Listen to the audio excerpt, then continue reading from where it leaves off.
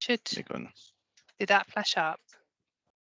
Not yet. No, we normally get a. Oh, There we go. oh yeah, it started.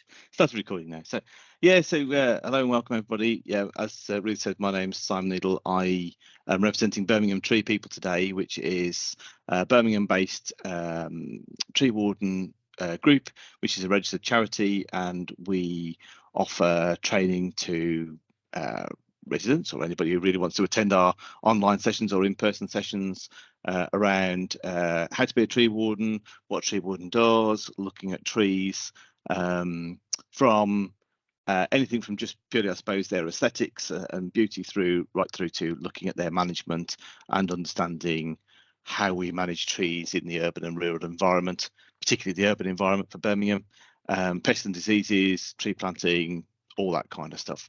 We've been quite closely linked in with a lot of the work with the City Council, who coincidentally I also work for, looking at our tree canopy cover and priority planting programme for the city, looking at how we can be increasing our canopy cover across the city for climate adaptation and resilience. So yeah, we've been doing a lot of work, and we're starting to build on that work now. So I'm just going to try and share my screen, and hopefully we'll get some slides. It might take a second or two to get up, to come up.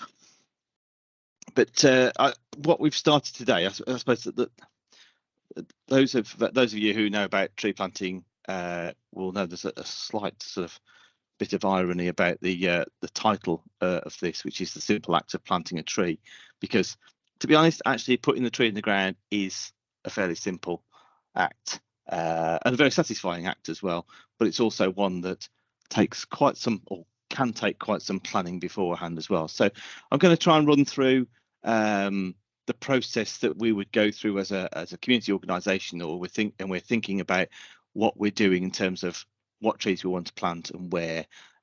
If you've had a look at any of the information on the Combined Authority's virtual forest web pages, or you've been to any of the other websites, you'll know that there's a phrase that crops up over and over again, which is talking about right tree, right place. We've sort of expanded that as well, about looking at the right reasons and the right way as well. So the right reasons why we're planting the trees, and the right ways how are we planting those trees for each of the different types of tree that we could have and the locations that are in. So we're going to run through this, and I'll try and remember to add in a bit about community groups as well, but we can probably pick up a lot of that as we get to the towards the end and in Q&A. So I suppose we have to start off with why do we want to plant trees? Now, for some people, that's just because they want to. They want to do something. They want to feel like they're doing something for the environment. But there are lots of other reasons as to why we might want to plant trees. It could be to create an orchard or a source of fruit for urban harvest, or for our own use, to enhance biodiversity, to add visual interest through the seasons. So you can have the spring foliage, summer foliage, the total form of the tree, the autumn interest, the bark interest, the fruits, the flowers. To provide successional trees in landscapes as well is another reason. So, if we've got a mature landscape, those trees that we're seeing there now, providing that benefit, they're not going to live forever. Okay, that yes, they might live for hundreds of years, but we need to be thinking about how do we replace those trees going forward? When do we need to start planting trees in order that when one of those trees is lost, we've got something to take its place and maintain that landscape feel.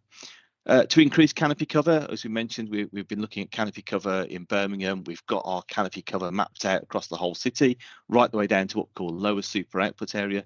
So that's like a neighbourhood level, and really looking at the climate change that we're seeing, the factors that we're encountering, the hotter days, the warmer temperatures overnight.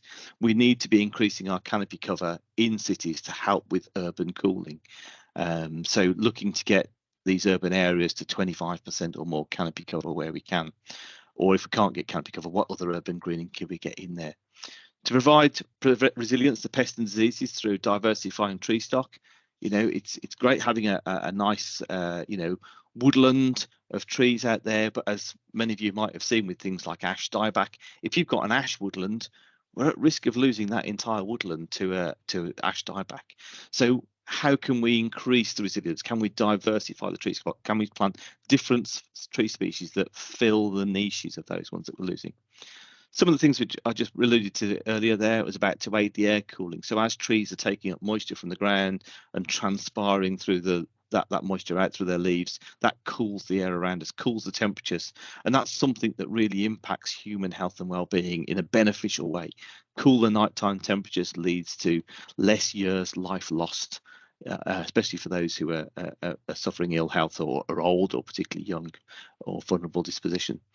To aid air cleaning or act as a dispersal barrier against air pollution. So the canopy of trees helps ruffle the air currents up. That tumbling of the air currents then helps dissipate pollutants. So gaseous pollutions, but also particulate matter that comes from exhausts, from tyres, from brakes of vehicles, from chimney stacks. It all helps spread that out. And if we're looking at sort of storm flooding issues, then planting trees can help slow water flow as well, where we're getting flooding. The roughness of the bark, the trunks help slow that flow down, help reduce the risk of flooding downstream. But tree roots also help to increase water infiltration into the soil as well. They open up air pockets. They decompact the soil to a certain extent when planted in open areas. So a number of reasons there as to why we might want to plant trees. Where to plant trees? So this, I suppose, comes back to why we would what we want to plant and why. So that where is also partially answered. It may be that we have some data to help us identify locations, such as do we have an iTree canopy assessment or some form of canopy coverage maps. That's going to help us target where tree planting is needed most, especially if we're looking at delivering ecosystem services, that air cooling, that water interception. Do we have information on tree species so that we can identify where there are existing or potential threats to trees from pests and diseases? And this is something that perhaps is a little bit more overlooked by many community groups, because they see that tree planting is a really beneficial aspect, and yes, it is. But when we're looking at that bigger holistic management of urban tree stocks, certainly as an arboriculturalist working for a local authority who has to manage large tree stocks, we need to think about how we're minimising these. So yes, while it's nice to go and plant lots of cherry trees, that's not necessarily going to be great if we get a pest or disease over that comes and takes out the cherry trees. So can we fulfil that same visual impact by using a number of different trees? Can we put something else in there so that if something does happen, we're not losing everything all in one go? Who's the landowner is and who's going to have responsibility for the tree growing as we move forwards as well. So we get a lot of people who come to Birmingham Tree People or come to the City Council or other landowners, go, we want to plant loads of trees on your land, and then they want to walk away. And but you have to remember, these trees potentially are going to be there for maybe 100, 200 years.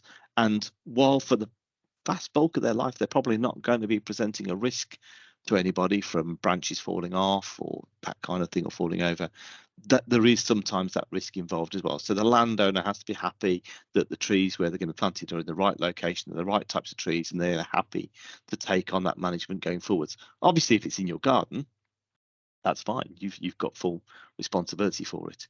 And I think it's interesting to say that within Birmingham at the moment, we've got ambitions to grow our canopy cover, but we know that we can't just do that by looking at publicly owned land. So we can't just do it by looking at parks or streets. We're going to have help from the residents of Birmingham. We've got 450,000 households in Birmingham, and if we were able to get 10% of those to plant a medium-sized tree in their garden, that will help us move 25% of the way towards our canopy cover targets. That's something that we just wouldn't be able to do without them. So, householders definitely going to play a big part in that. But there are still a whole number of other factors to be considered in the where to plant trees. So, does the site have any designation that might influence the tree choice? Thinking about, is the park or the landscape a listed landscape? That might require consideration about what tree species are that are in keeping with the period, especially if somebody's trying to keep it in the way that the gardens were laid out. So not using tree species that were discovered or first grown after the date that maybe that landscape was designed. Are there underground services? Now, again, something else that a lot of people don't always think about because it's out of sight, out of mind, but telephone cables, especially fiber optics that's going in all over the place, electric, water, gas, all of these things, they might not necessarily be directly close to the surface, but they might be deep enough down, and there are restrictions about where we can really plant trees in relation to these services. Particularly the utilities providers don't like us planting trees directly over the tops of some of these services, just in case in the future the tree falls over and it pulls those or damages that infrastructure. Classic example would be through coming down all the way through from Sandwell through Perry Bar. We've got some national infrastructure, a big oil pipeline, so we can't plant trees within 20 meters of that pipeline, and they get a bit uppity if we even think about putting a spade in the ground anywhere in it. So we try and avoid that, and that goes the same as well for above ground constraints as well. So low voltage and high voltage cables. We've got one site in Birmingham where a community group trying to do the best thing, but have planted some trees directly under the overhead power cables. So we're going to, at some point, we're going to have to remove those trees because, or the National Grid will remove those trees because we can't just have trees directly under those overhead power cables, because at some point the electricity will arc over onto those trees and down to the ground. And if there's anybody standing close to them, it might arc out onto them as well. Proximity to street furniture, so bus stops, lighting columns, traffic lights, all those sorts of things, road signs, we all have to think about those. Proximity to built structures, so houses. If we're in an area of the city that, or a location that has shrinkable clay, for example, so that's a type of clay that shrinks in size the more moisture that's extracted from it, we might want to consider what types of tree we are planting in those locations, ones that don't have a high water demand. If we're planting high water demand trees in there, there might be a risk that we get sort of implicated in an insurance claim if the building starts to subside and crack. Then other trees located in hard or soft landscapes, so we might need to consider how the trees are rooting. Trees like cherries and some of the maples have particularly shallow rooting systems, where if we're planted close to hard landscapes, so slabs and block paving, the roots will lift those and create trip hazards. So can we do something about it? Can we, again, it comes back down to tree choice and availability of the soil. How much soil volume can be expected? So in a park or open space, a garden, that's generally not an issue, but on a street or an urban area where we've not got much soft landscape, so not much grass around, that can be a problem. So what trees to plant? So again, this ties into that location and what is able to be planted. So if you're planting a location that's set aside for wildlife or as a nature conservation designation, so then it's best to stick to native species.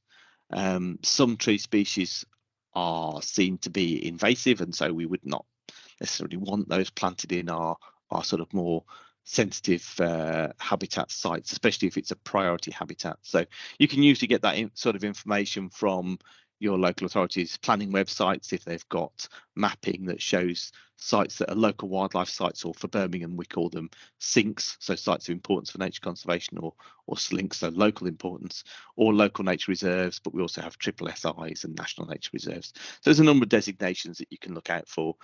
But again, if you're looking at planting on those sites, they're probably going to be in some kind of public ownership, or so you definitely need to get consent for anything that's going on there. For other locations, there can be a bewildering choice within the more ornamental and non-native range, plus you have the choice of broadleaf, so deciduous trees or coniferous trees. Just because a tree is non-native though, and I think this is where, you know, the Woodland Trust have been pushing a lot of tree planting over the years. They've been very much pushing native species, which is great in the right locations. I think when we get to urban environments, we can be a little bit more free with the choice that we're going. So, and it doesn't have to mean that they're not of value for wildlife as well. There's plenty of flowering and fruiting species that are beneficial to wildlife. We just have to look around our city and think, you know, we've got things like Paulonia, which is the foxglove tree. We've got hibiscus. We've got, you know, even the horse chestnuts. I mean, they're non-native, but they're flowering, but they're great for wildlife, especially pollinating bees.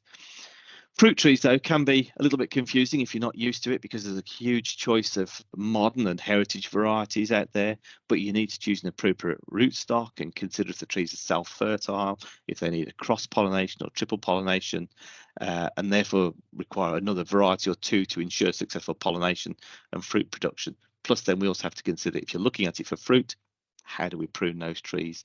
But there's lots and lots of advice out there from organisations like ourselves at Birmingham Tree People, but there's, you know, we've got people like Fruit and Nut Village, and others out there who have a lot of information, a lot of knowledge around particularly fruit trees and fruit tree management. So selecting trees is the next thing then. So we've thought about the locations, we've thought about what the environment is. We're now going to look at what trees can we plant and how are they going to come to us. So typically trees are going to come supplied in one of three forms. I've put types here, but it's forms. We're either going to look at bare rooted trees, that's no soil around the roots. Generally they're supplied in a robust plastic bag.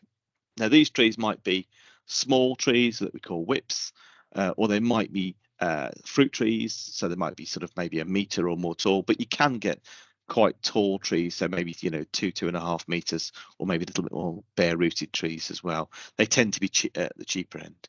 We have trees that this is bald and burlapped. It's an American picture, but we would call that root bald. So the tree has been growing in the field, it's been lifted with a lot of its rooting intact and soil around it.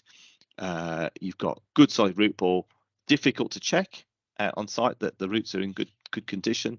They're also very heavy. The other ones that we can get are container grown or containerized trees. So container grown trees would have been grown in a field, put into a container or pot, and then maybe grown for 1 to 2 years on from there to develop some rooting in there, or they've been grown in a pot all their life, so container grown. Those can be planted, can be available all year round, and can be planted at any time of the year, but we just need to consider the watering regime for those. Whereas bare rooted trees are really only available in the winter months when they're dormant and need to be planted really as soon as you can once you've got them. So just looking at the tree type, I've already mentioned this a little bit, but here it's in a bit of a table. So 3 types: bare rooted whips and fruit trees. So bare rooted whips can be as little as 35p each. Maybe a little bit cheaper if you're buying in bulk. You're going to plant a woodland or a hedgerow where you need hundreds, through to the fruit trees which might be sort of around £10. We said they're relatively cheap, light, easy to handle, and for community groups that's probably a good route to go, especially if you don't have access to somebody with a vehicle with a tow bar and trailer where you can carry bigger trees. These are the sorts of things that you can fit a bag of trees in the boot of a car quite easily. They're very easy to handle. Kids can carry the bare rooted rips around. They're not heavy at all. And they're great for things like hedge planting and woodland plantings. And again, the bare rooted fruit tree is great for orchards and garden plantings where you can put a lot more effort into their early management. Root ball trees, anything from tens of pounds to hundreds of pounds. Again, so we've said generally larger, but you might require specialist equipment to handle these. It can be quite heavy and they need a lot of care for the first 3 to 5 years once they're planted. This is the sort of thing that you'll find local authorities planting in the parks and gardens, the roadside verges, so root balled and containerized trees, mainly because we need the instant impact and the bigger size. Because if we were to put whips in a grass verge, they'll easily be overlooked. They can be easily pulled out. And I know that there's also a question about, well, you've removed a big tree and you've just put a 35p whip back in its place. So there's also a little bit about the value for money and what we're trying to replace as well. And then the containerized trees, again, they could be up to the thousands of pounds if you get a really big one. So we'll just have a quick look at that there. So tree sizes, when you're ordering whips or looking at whips, they tend to be described by centimetres in height in a broad range.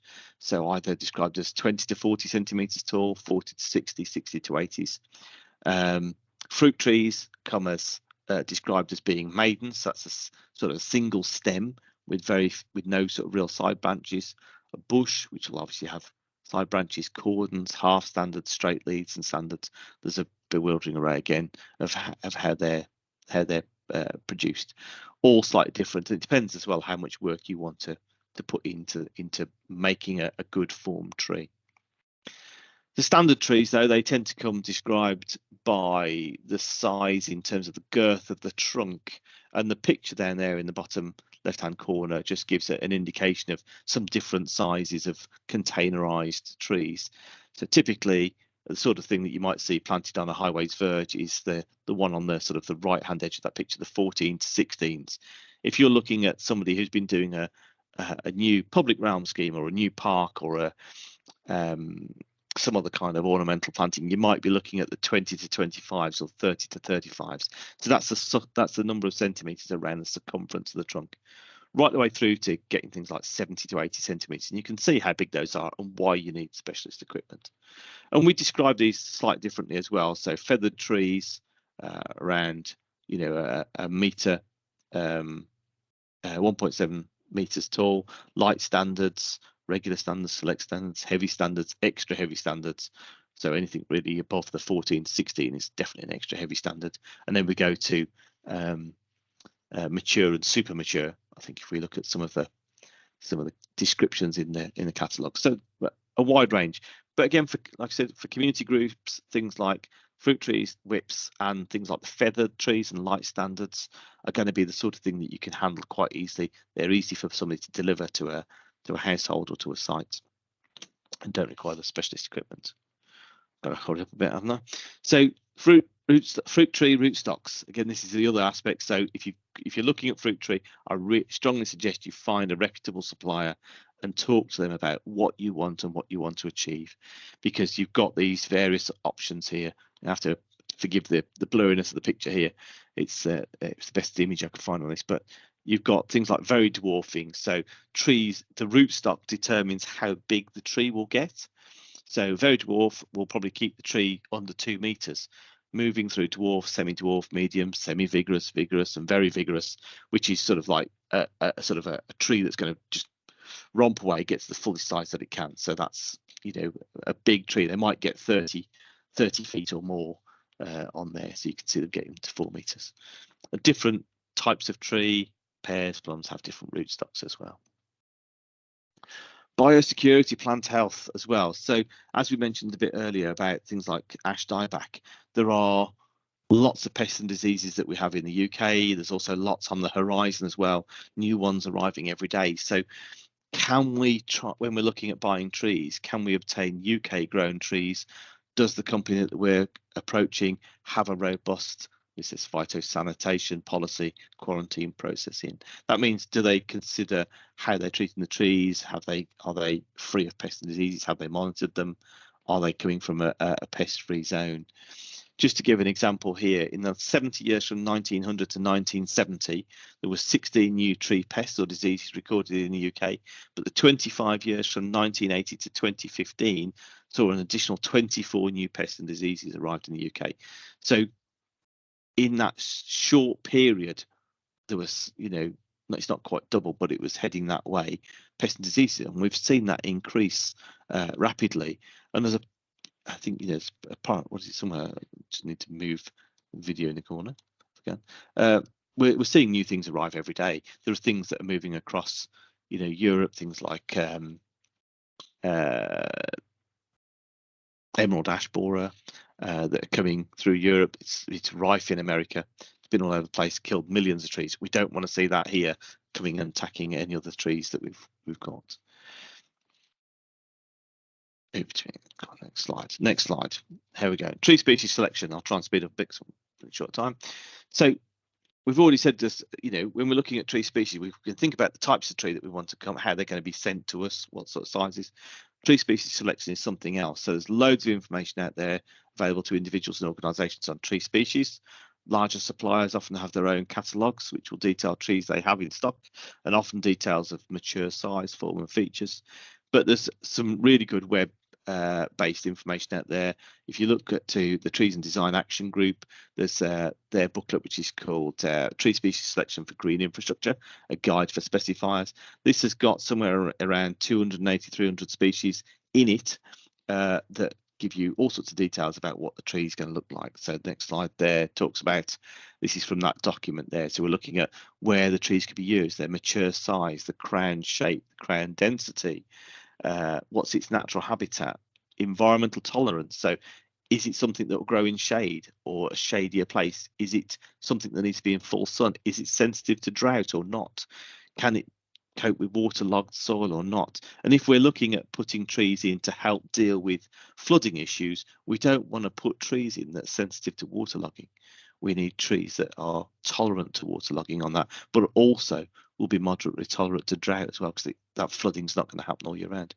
What are its ornamental qualities and single stem, multi-stem, and other issues to be aware of? So some tree species might be things like the common limes that we see on the streets. You have a lot of aphids on those that produce the sticky sap. So maybe that's not what you want to plant. And here's an example of one of the trees within there. This is Malus trilobita, or the Lebanese wild apple. So it says it's suitable for uses in parks, small gardens and paved areas. Gives you some indication of the tree's size at maturity, natural habitat, etc. And within this guide, it's an indexed PDF. So in the top left right hand corner, you'll see use potential, mature size, crown form, crown density. So you can filter on just those and see the trees that match those types of things. Then how to plant a tree. I mean, you would think this would be fairly straightforward. Dig a hole, stick it in the ground, you would hope. And that is, I suppose, the basics of it. But depending on the type of tree that you've got, you have to think about what those soil conditions are like. For standard trees, you need to dig a reasonably sized hole, so maybe something 2 or 3 times the diameter of the root ball. Take the soil out, place the tree in, making sure you've got the root flare level with the surface of the soil that you're going to be planting it into, or slightly above. That's okay, but not too deep. You need to backfill the soil around the outside, firming gently but not compacting it too much. And then if you can use the additional soil to make a little berm or mound around the outside of the root ball, when you come to water it, that actually helps hold the water inside. And then mulch the area afterwards as well. So there's lots of information there about how to plant a standard tree. Whips are slightly different. So small trees, they're much more resilient. We can do pit planting, so take a small square of turf out and put the tree into that, put the soil back. If you're in an area with rabbits or deer, you might need to use a cane or stake and a tree guard to prevent browsing. But we can also do slip planting as well, which is just pushing the spade in the ground, giving it a wiggle backwards and forwards, opening up a slot, and then pushing the roots of the tree in and then firming down with a heel. Or T-notch planting, which is probably my sort of favorite way of doing it. So you literally do just make a capital letter T in the ground, and then you lever back on the spade, and it opens the ground up and sort of separates the 2 pieces of turf. You can put the tree into that slot, and then as you lift the spade back up again, you can firm the soil down. And these are great sort of ways of planting new woodlands and spinneys, or hedgerow planting. Ideal planting technique there. If you think about planting hedgerows, then this is something that is quite a good community building activity. Putting a new hedgerow in the picture here, we've got one going in that we planted with the friends of Foxhollis Rec, and the idea was we're planting a jam hedge. So we were putting all sorts of species in there that were fruit bearing. So we had cherries and hawthorn and damsons and plum, all those sorts of things. But it's providing a wildlife benefit. It was also providing a community fruit harvesting opportunity, but it was also screening the concrete wall behind it that was prone to vandalism and graffiti. So we're sort of killing 3 birds with 1 stone there. But we can see we're putting a double row in there. We're using cubs and scouts there to help put those in. We're planting them in a staggered double row, 5 trees to a metre, roughly about 40 centimetres apart. And that's now filled out into quite a nice hedgerow. It's really doing well, because it was at the back of the park. It was left well alone. But you can see we've rotivated quite a nice strip there just to plant into, so it's easy digging for the cubs there. Securing newly planted standard trees as well. There's lots of different ways of doing this. There are some good ways, there are some bad ways, there are some okay ways doing things. I think it's going to depend on it depends on the situation that you're going to be in. So you might typically see trees planted with either a double or triple stake, so like the one in the middle picture of the left-hand image there, but maybe with 3 stakes. For big trees, we do see them using this guying system where it says triple, where we use a cable down to a stake to hold the tree in place. That provides a nice stable platform for the tree, holds it in place, but it perhaps creates a trip hazard. In windy sites, you might see a single stake. Now, the idea of staking the tree is to hold the root ball steady and yet still allow some movement in the upper tree. The upper tree needs to move in order to stimulate root growth and thickening of the base of the tree.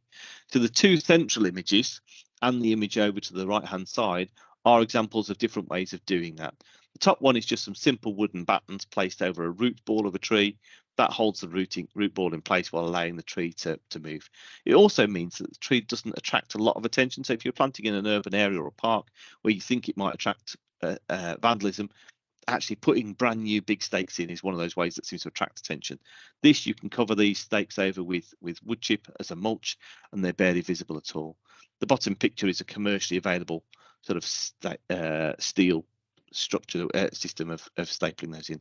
And then in hard landscape or big landscaping schemes, we'll often see these underground guying systems where you're using these anchors and cables over the root ball to hold it in place. So you get the nice visual appearance of the trees, but without the stakes. I think if you're thinking about applying for funding for doing tree planting activities, you need to think about what the trees are, where you're going to plant them, how you're going to transport them about, how you're going to stake them or hold them in place, because all of these are things that may cost different amounts of money. The underground guying systems are they're not expensive, but they're not cheap. They're not as cheap as using a wooden batten system. And then, of course, we've got to establish these trees. So wherever these trees are, they are going to need some watering in the first few years. Whips probably are a bit more resilient. They're smaller trees, they need less water, but they still might need some watering in the very dry periods. This is a part of a campaign that was promoted by the Arbor Association, the London Tree Officers Association, the Municipal Tree Officers Association and the like, which was a campaign about getting people to water the trees out the front of their houses, particularly during that May to August period when it might be particularly dry. And they're saying that, really these trees need about 50 litres of water a week to get them going.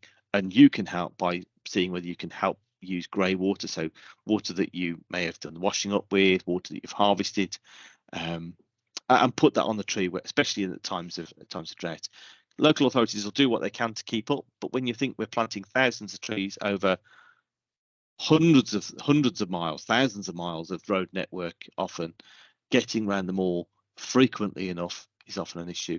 And the picture there is a tag that Birmingham Tree People have had created in partnership with Kia, our current highways provider, that's going on all the street trees. Being rolled out from this year onwards, which is a little reminder to sort of say, please water me. It's a gentle reminder to the households, for anybody passing by. The little QR code takes you to the Birmingham Tree People webpage, where we've got some more information about establishing trees and watering them. One last thing, I think this is the last one, is if you're thinking about planting a woodland, then thinking about woodland design is crucial. Think about the tree species that you're going to be putting in there, how you're going to lay them out. Traditionally, and for commercial forestry, we'd see trees planted out on a big grid system. So, if imagine marking that out in sort of 2 meter squares or meter squares and putting a tree in the middle of each one, that's what they like to do.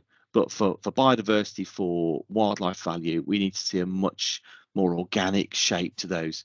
So if you see the little sort of picture up there in the top right hand corner, semi-natural woodland, you've got scatterings of trees, you've got open areas, you've got sort of scallops on the edge there, and those areas provide little sort of what we call ecotones. They provide little microclimates, a different habitat. We might get long grasses, we might get shrubs, we might get some tall trees growing through there. So a bit like in the picture on the bottom there. So you've got a succession of going from grasses to shrubs to canopy layer on there. So try and think about how you're going to lay those trees out.